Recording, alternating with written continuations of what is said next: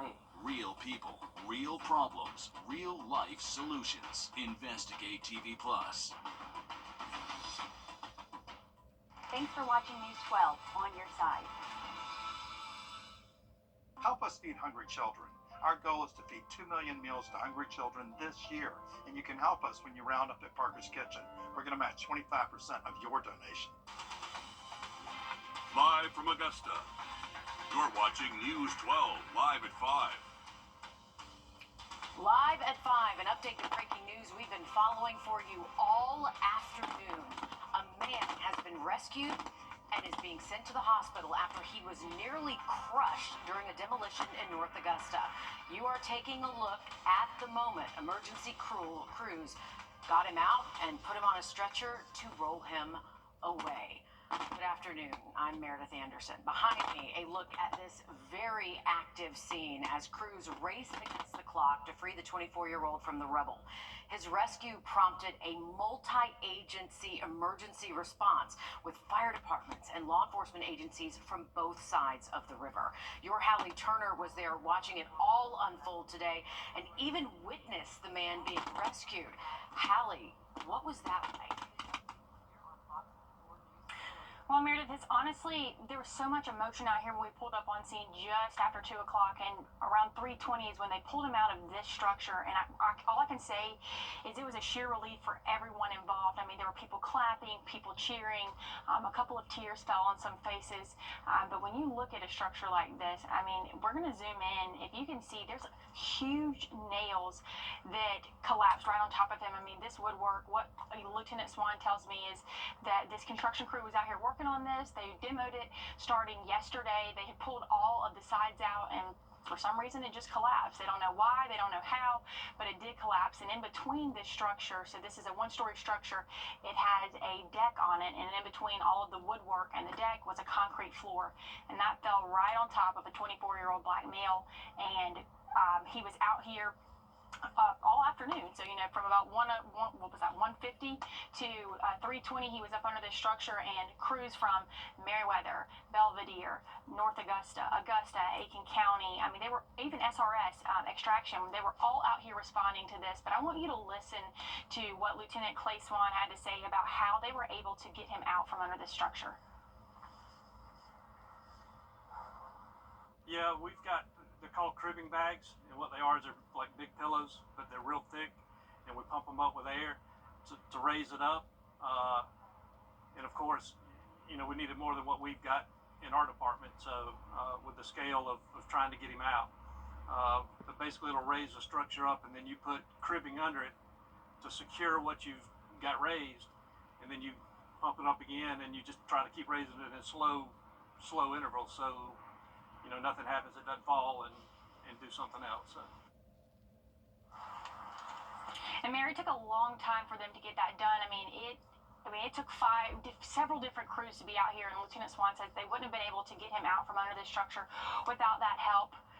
But it was just a huge scene today, and they are so thankful that they were able to life flight him out of here. They had a helicopter waiting for his arrival out on Triangle Plaza in North Augusta. That's right near the Papa John's, so they were able to get him out and go. But it's a sheer miracle, and when you see them bring out the jaws of life out here, I think it really puts things into perspective for people. Usually you only see those when you have really, really, really bad car accidents, but this was just something that was so surreal, and everyone was hoping and praying, whether you were out here at the scene or you were online, that this man was going to be okay.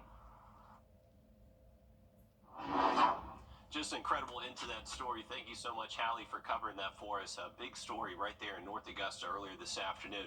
We're going to have more coverage on that coming up. Wanted to talk about air quality. That has been, unfortunately, on the poorer side this afternoon. We actually have been as high as a level orange, and that a code orange air quality warning is still in effect for the rest of today. So this is mainly impacting those sensitive groups that have respiratory issues like asthma, COPD.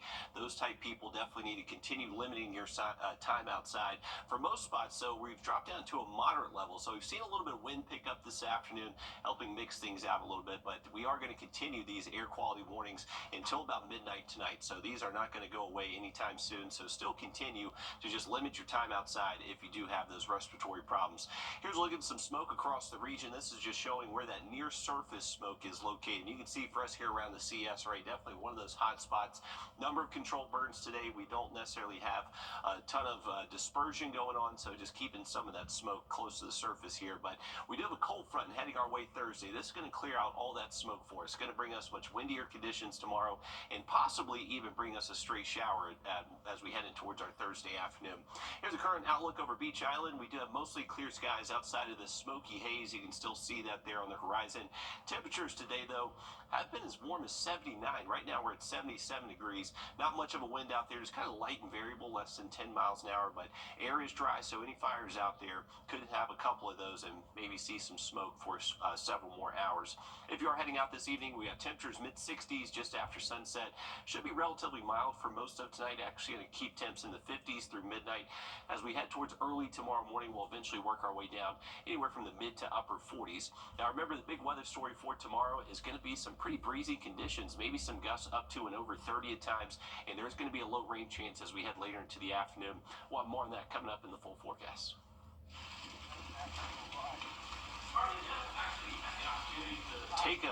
Take part in a prescribed burn. This was over in Saluda County.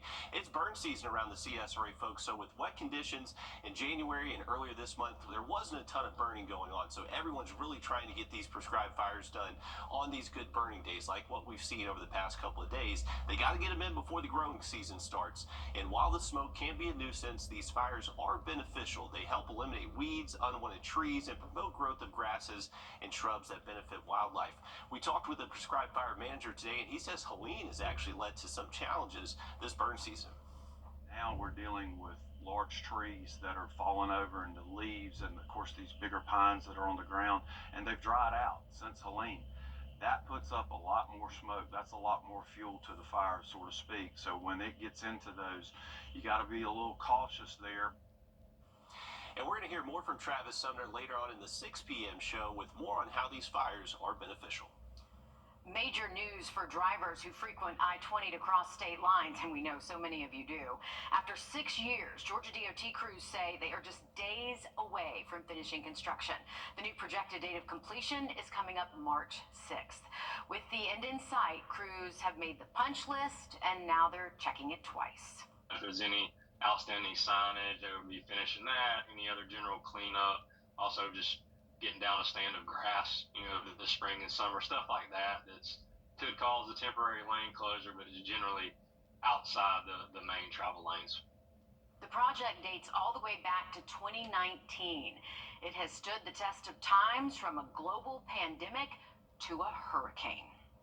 There are 2 special called meetings on the statewide homestead exemption tomorrow. The city of Grovetown and the Columbia County Board of Commissioners are expected to opt in or out of the floating homestead. Grovetown city leaders and the Columbia County Board of Commissioners will both meet at 6 o'clock. Grovetown's meeting will be at City Hall, while Columbia County's meeting will be at the Evans Government Center. If you can't make Grovetown's meeting in person, you can watch it on the city's Facebook page. We are getting an update now on where construction stands on Clemson's University Veterinary College tonight. Right now, the Palmetto State is one of 22 states that does not have a veterinary college, but that will change soon. The university plans to open its new College of Veterinary Medicine in the fall of 2026. The initial budget of $10 million has, more than doubled in price. It's now $100 million, so it's 10 times the amount. The university says the increase in funds will be put towards planning and design activities and initial site work and equipment. The preliminary site work, that's expected to begin in April. Classes should begin in the building in the fall of 2026, pending accreditation, of course. The new facility was initially announced in July of 2023.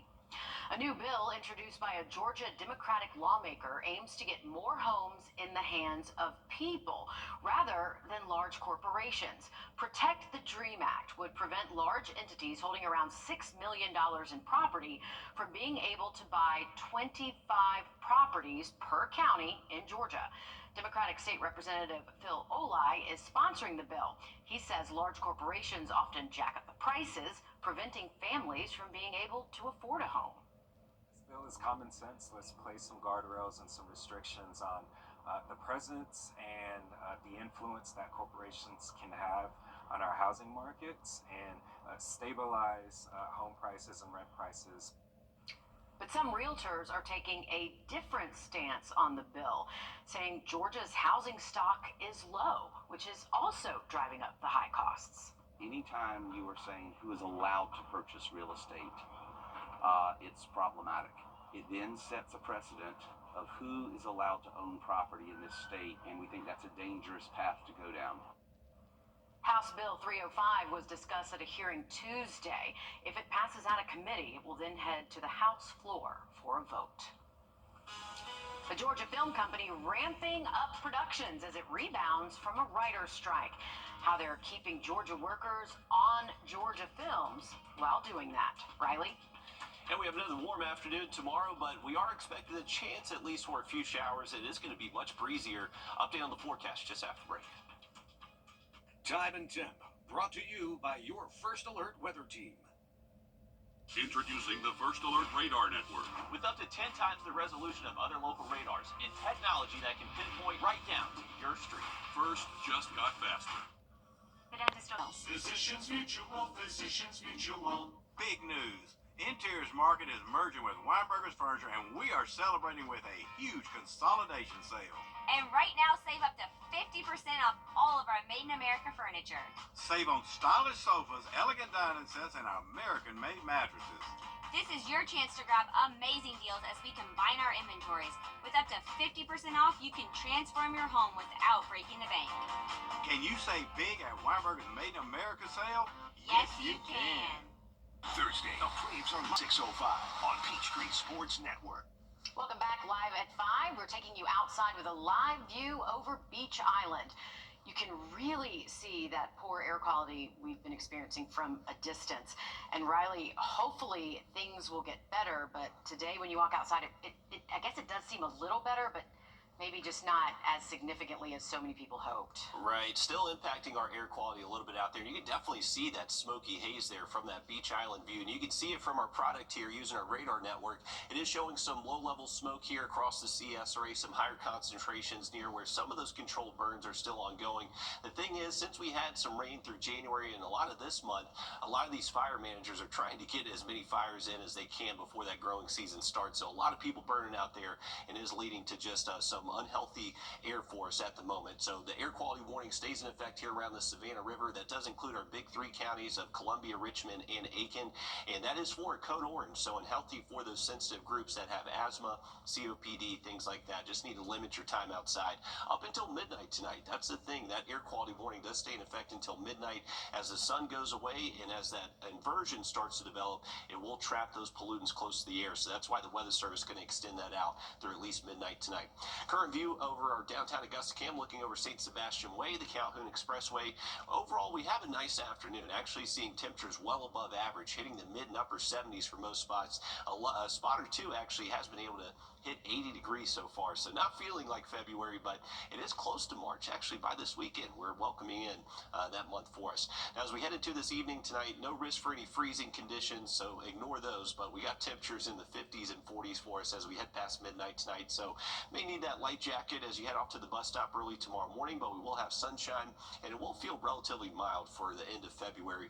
Once we get towards tomorrow afternoon, that's when a front's going to be showing up to the region, bringing us a little bit more cloud cover, and some pretty windy conditions. Sustained winds near 15 and maybe some gusts up to around 30 at times are expected. So just going to need to give those high profile vehicles a little extra room on the roadway tomorrow.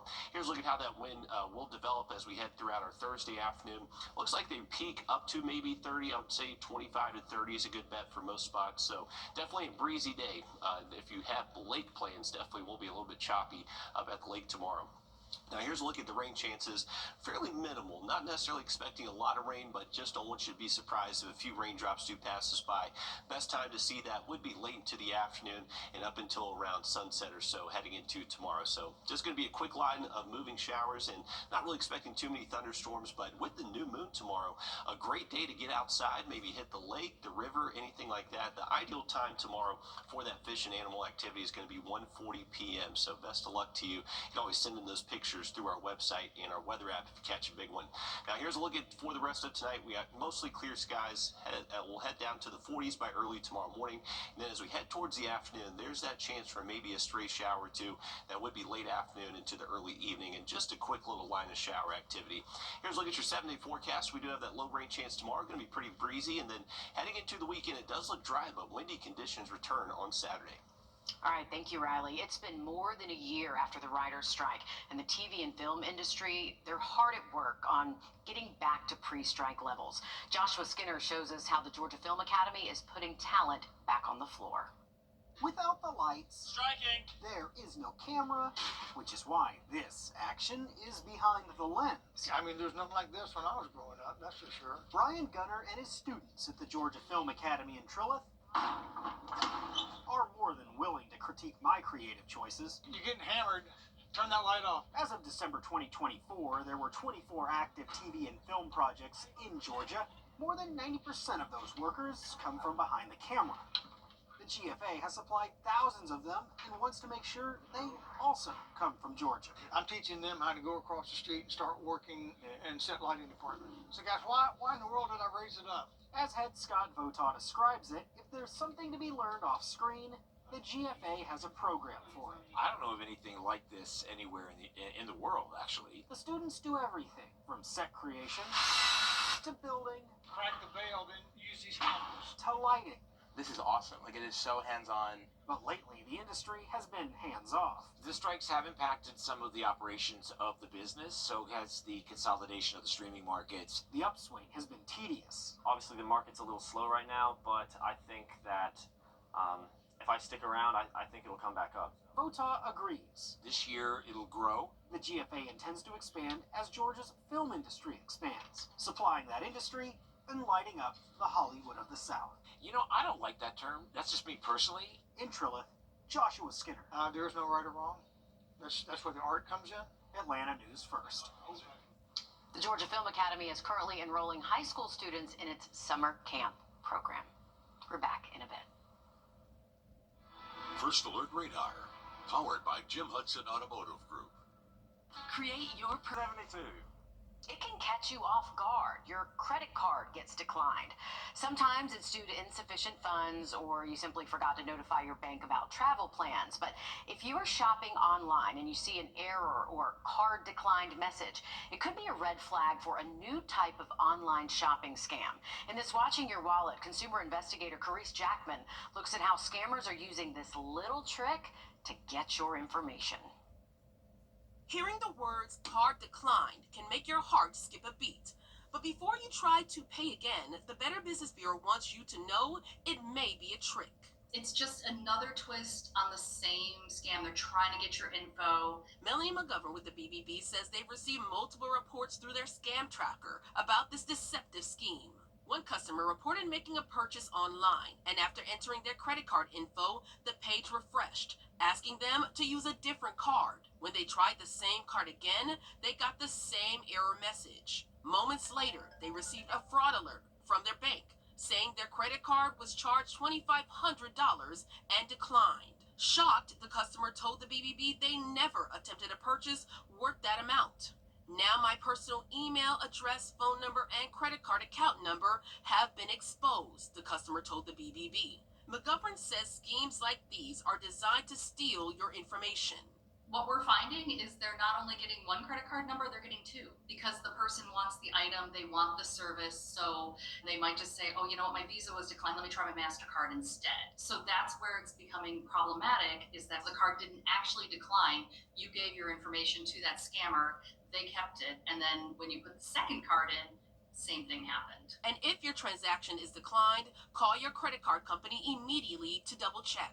And ask them, hey, did my card get declined, or did the charge go through? And then you can put that fraud alert on your credit card, possibly get the money back, stop the scammer from using your card number. Bottom line, if something seems off, don't rush to another card or repeat the purchase. With this Watching Your Wallet, I'm Carice Jackman.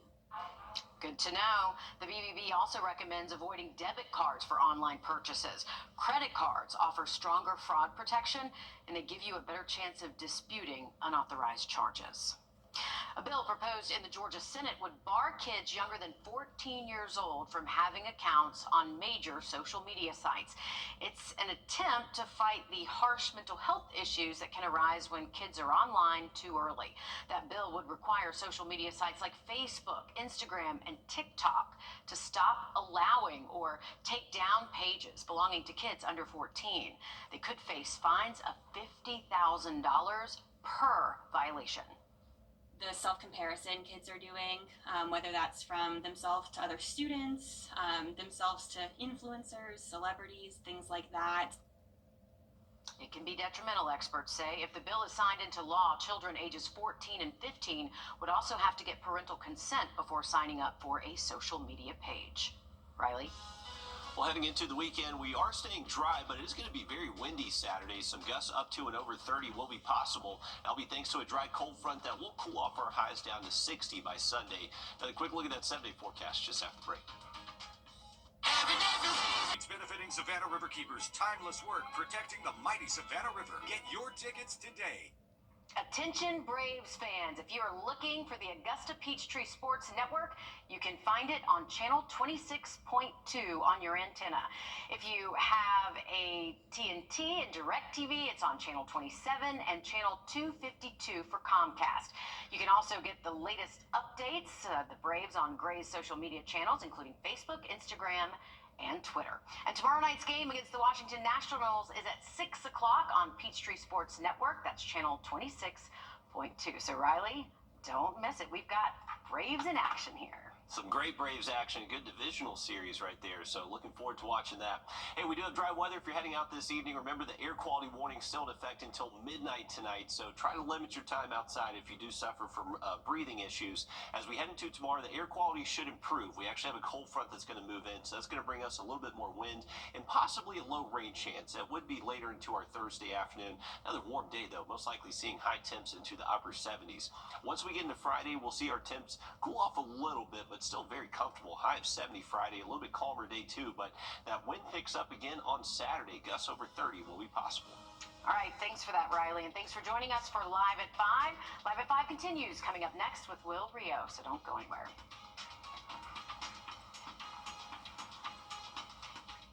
It's the coldest time of year in the CSRA. To stay up to date on anything winter weather to severe weather, download our First Alert Weather app to get the most accurate forecast in our area. You've been in a Salon.com. Time to join the Morning Mix Mug Club, sponsored by All Weather Heating and Cooling. Head to WRDW.com/Morning Mix to win a Morning Mix mug. And catch the mix Wednesday and Friday mornings to see if you're a winner. Enter today. Trust Chief Meteorologist Riley Hale for your First Alert.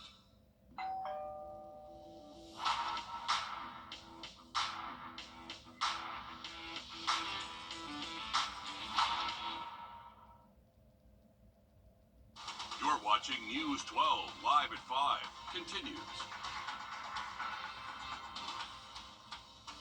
Good evening, and thanks for choosing us. I'm Meredith Anderson. And I'm Will Rio. A massive rescue operation in North Augusta drawing in dozens of first responders after a pool house collapses during demolition. A 24-year-old man who was a part of that demo team was trapped under the rubble for nearly 2 hours. Now, this happened off Vancouver Road in a neighborhood near the Nancy Carson Library. Authorities say the first call came in around 1:50 or so, and the man was taken out alive around 3:30 this afternoon. Your Hallie Turner joins us live at 5 from the scene there. And Hallie, you were there for nearly this entire rescue operation. Walk us through what you saw today. Well, when I got out here today, there were fire trucks all around, and you literally could not get to this area right here, which is where the pool house is. So I'm going to step aside. There are more than 30 emergency personnel out here, whether that was Meriwether Fire Rescue, Belvedere Fire Rescue, Augusta Fire, Richmond County Sheriff's Office, the North Augusta Public Safety, the Aiken County Sheriff's Office, Aiken County EMS. And I want you to see, as we zoom in, Will and Mayor, these nails, the size of these nails are huge. Just imagine being up under this, working, you're going along per normal, and all of this just collapsing on top of you. And that's exactly what happened out here today. It was super quiet. Most of the times, some scenes are more active than others, but the only thing you really heard out here were law enforcement and EMS personnel talking back and forth because they had to stay quiet. Lieutenant Clay Swan with the North Augusta Public Safety Department tells me in order to make sure they could properly get him out in a safe manner and make sure that he was still talking, breathing, and doing all right, everyone had to be quiet. So it was a super active scene out here today. And as you can see on some of this footage, you know, just look at all the people out here. But one thing that I want to bring your attention to is that all of these crews, whether it was in North Augusta or whether it was in Augusta, the two state worked together to bring this man to safety. They had a helicopter waiting nearby at the Triangle Plaza over near the Papa John's pizza place in North Augusta. And I want you to listen exactly to what Lieutenant Clay Swan says, how they were able to get him out from under all of this rubble. Yeah, we've got, they're called cribbing bags, and what they are is they're like big pillows, but they're real thick, and we pump them up with air to raise it up. And of course, you know, we needed more than what we've got in our department, so with the scale of trying to get him out. But basically it'll raise the structure up, and then you put cribbing under it to secure what you've got raised, and then you pump it up again, and you just try to keep raising it in slow intervals, so you know nothing happens, it doesn't fall and do something else. So.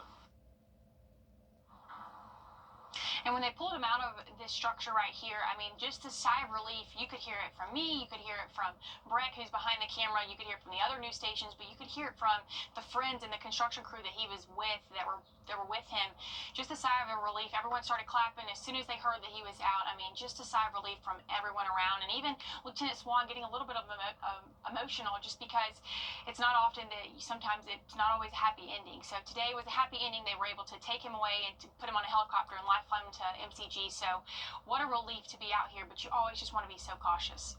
I learned something new with the technology, really, that they used to help get this man out. I mean, it seems so simple, but life-saving at the end. Yeah, cribbing. I think all of us have now a new word in our vocabulary Absolutely. today. It may be something that they have known about, something that we learned today as well. Yeah, just Pretty so cool. glad this ended the way that it did. Definitely so, man. What a crazy afternoon there in North Augusta. Glad he was okay. Thanks for covering that for us, Hallie. We did have an air quality warning still in effect this 60s, at least through around 7, 8 o'clock, and then dropping into the 50s as we get into closer to midnight. Have an update on the rain chances Thursday, and then a pretty windy Saturday heading into the weekend in just about 10 minutes. All right, thank you, Riley. We are learning more about a horrifying situation out of North Carolina after a man is rescued from a storage unit after being trapped inside of it for nearly 4 days. Yeah, authorities are calling the situation bizarre and like nothing they've ever seen. Jason Puckett has the story, including that 911 call the victim was finally able to make. 911, where's your emergency? I've been locked in a storage unit for about a week now, and I just now found my phone. In what was a first for many people, Monroe Police got a 911 call Monday that help was needed at Cooper Storage off Old Charlotte Highway. Do you need EMS to come and check you out as well? I just need out of here. I just can't breathe. I haven't had nothing to drink or anything. I know there's 2 locks on this unit. She put another lock on it for some reason. This is bizarre. In 15 years, I've not seen anybody who has been locked in a storage unit. Monroe Police Lieutenant Morgan Malone said officers arrived, forced their way into the unit, and rescued the man almost 4 days after he was locked inside. He was dehydrated. He did go to the hospital. He was released. But yeah, fortunately, we were not in the heat of the summer because this would be an entirely different story. So how does this happen? Well, Lieutenant Malone says they believe the victim and his girlfriend were having an argument, and the girlfriend asked the man to get something from the very back of the unit. So he had to climb over some things to get to whatever it was she asked him to get, and when he did that, she took the opportunity to lock him in there. It took him nearly 4 days to call police. How did that happen? Well, police say in the pitch black his phone fell out of his pocket, and the unit was packed full. The storage unit was described to me as being a hoarder's paradise. As soon as the officers opened up the door, things started falling out. Police have now issued arrest warrants for the girlfriend, Robin Deaton, charging her with attempted kidnapping and attempted murder. I do think it's an important reminder that men are also victims of domestic violence. The woman accused is not in custody tonight. The owner of the storage units expressed shock over the incident, saying that he does daily property checks and there were no signs of distress, and security footage did not capture any suspicious activity. Now the business is working with police as this investigation continues. Just glad he's okay. Absolutely. Wow. Still ahead, a USC Upstate basketball player is sharing his recovery story after this fall that you saw right there on your screen. How he's already back on the court. Next, Riley. Well, heading into tomorrow, the good news is the air quality should improve, but we are going to bring in some pretty breezy conditions, maybe some gusts up to and over 30 at times in some spots. I have an update on the forecast for you just after the break.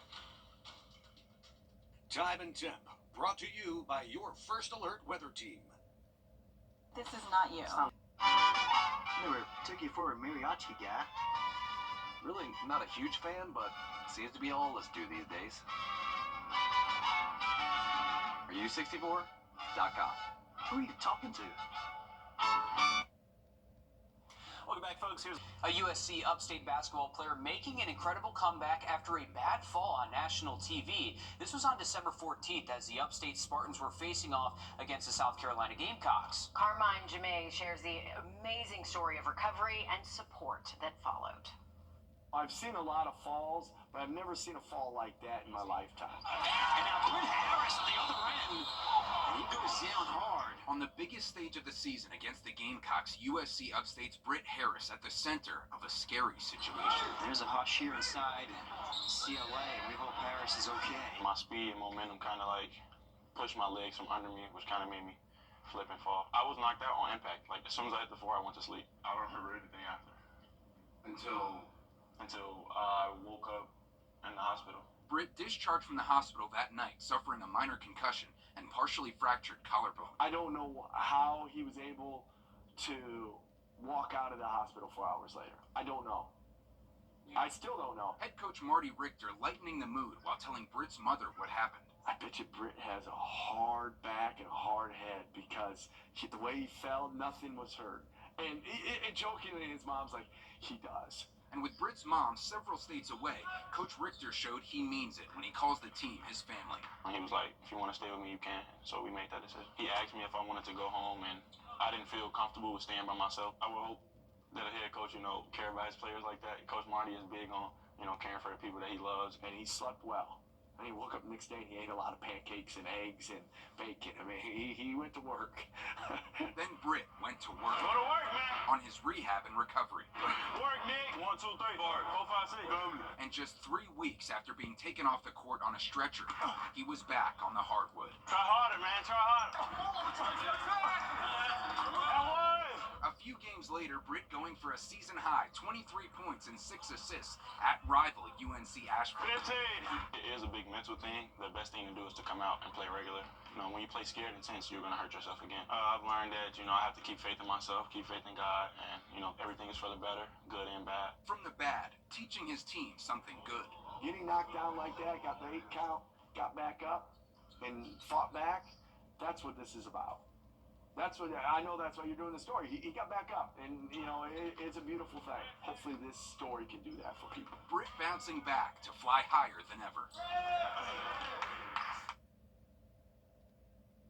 That's just incredible. He's still able to even walk after something like that. I know. Y'all should have heard us when he fell. We both were like, oh. Yeah. I mean, it was so dramatic. We thought for sure, how is he ever going to walk? I mean, that looks like he could have been paralyzed. Yeah, that is that can ruin your career in an instant. I'm 5'10", I know nothing about dunking, but I know when you grab the rim like that, like he said, your momentum keeps going and you just swing and you don't know whether to hang on or let go at that point. And a lot of players sometimes, they let go and their momentum just carries, and it's a very dangerous fall in basketball. It is, but I'm just really glad he's okay. And not only did we get to see him walking and talking, seeing him play again is just a testament to his recovery. Still, for sure. Yeah, still looks like he's willing to dunk too, which is always a good thing.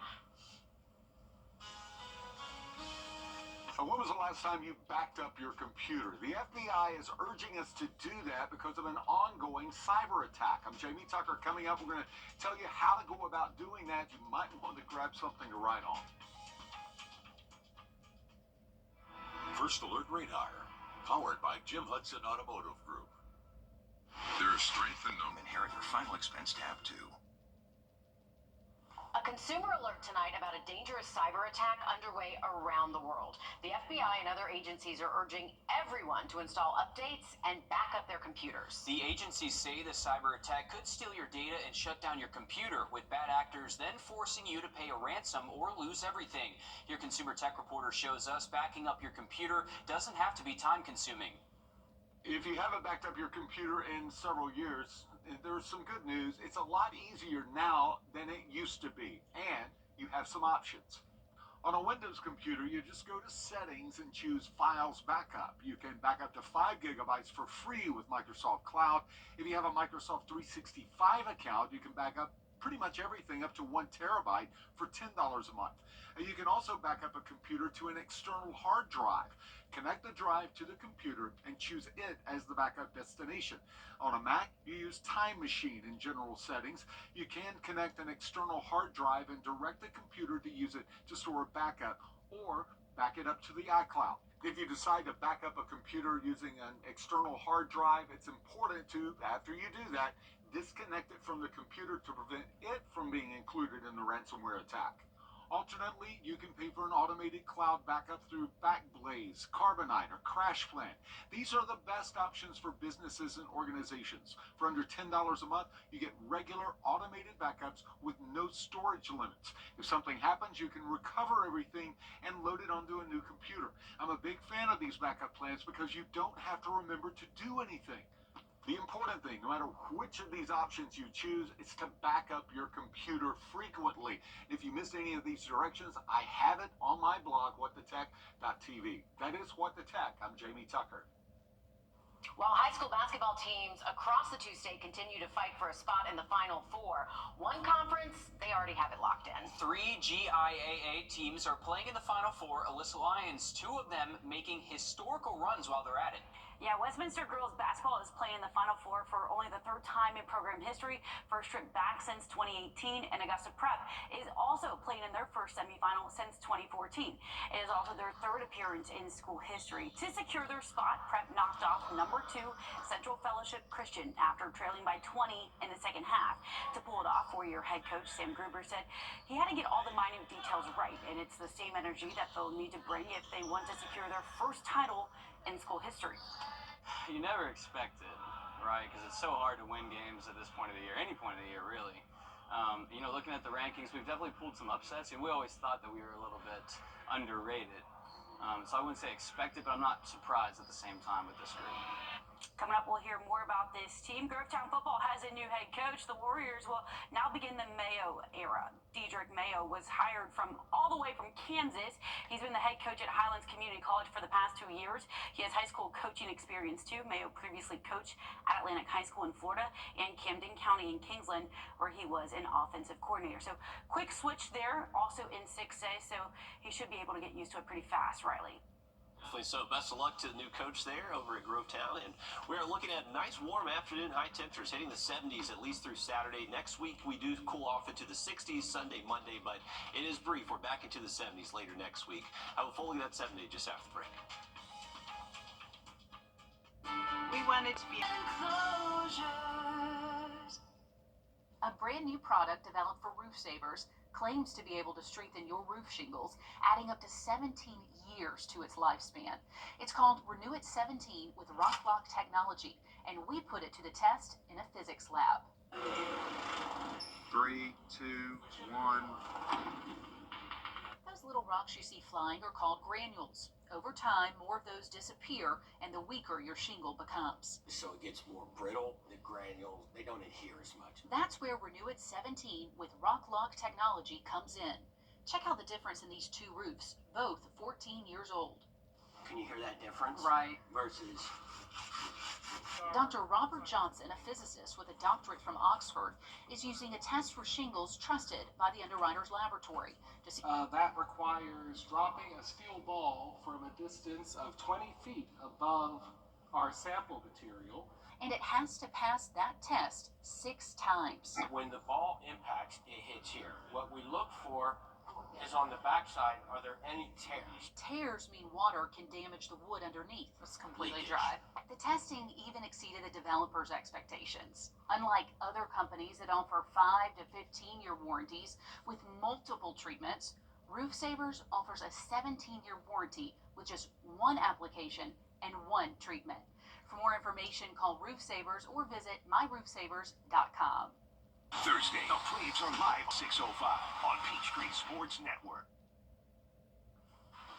All right, folks, take a look over Clarksville Lake. We did have a burn over here yesterday afternoon. You can still see a little smoldering here, some hot spots possibly, but a number of controlled burns again this afternoon, so that is decreasing our air quality a little bit. We did have that air quality warning in effect until midnight tonight. Temperatures as high as 78 this afternoon. Right now we're at 71 here in Augusta. Cooling off, but it's going to be a relatively mild evening. Definitely no need for the big winter coat if you're heading out tonight. Overnight lows will drop to the mid and upper 40s by daybreak tomorrow morning. Expecting another warm afternoon. Going to be a little bit breezy at times, so it is going to be a breezy Thursday, and then we'll see that wind pick up again heading into the weekend. Saturday, we got sunshine, a dry front passing through, some gusts over 30 will be possible. Calmer and cooler for Sunday. All right, thanks, Riley. Stick with us. We have more news, weather, and sports coming up after a short break on News 12 at 6 o'clock.